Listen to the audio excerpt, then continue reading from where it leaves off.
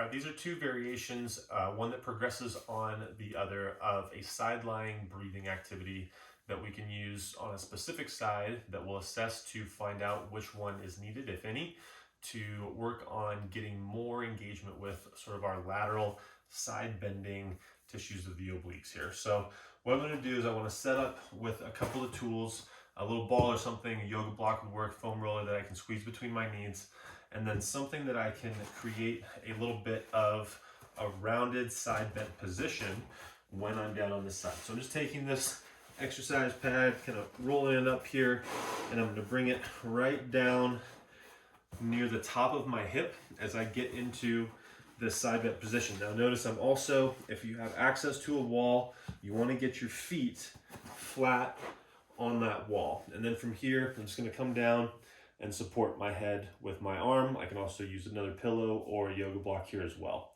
So from here, I'm already in kind of this side bent position.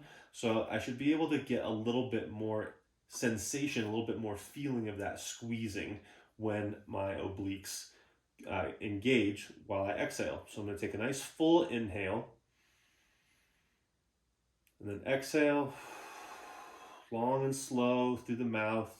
I've got full contact with my feet against my wall. Finishing that exhale all the way. Inhale again. And also a little reminder just for myself there to relax my head if I'm supporting it on my own. Exhale all the way. We should be able to feel a little bit more of that side bending squeeze. Okay, so that's our first option. Pretty passive in the sense that we've got some active supports both between the knees and underneath the ribs.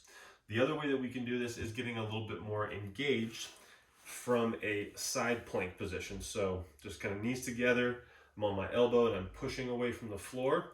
And then all I would do here is lift those hips, squeezing so that I make a pretty straight line from my knee to my shoulder. And now I'm side bending and squeezing through all of this stuff here.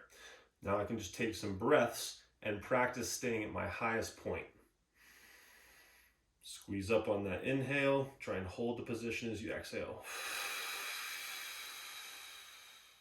Right into the next breath. Exhale all the way. And so we'd repeat that for anywhere from 3 to 8 breaths, depending on kind of how much we were trying to drive tension and energy into that area. Obviously, you could also do sort of high effort, low rep, but it's nice to work that continuum. So this is 2 options on side-lying breathing, one in a more passive sort of orientation and one in a much more active orientation.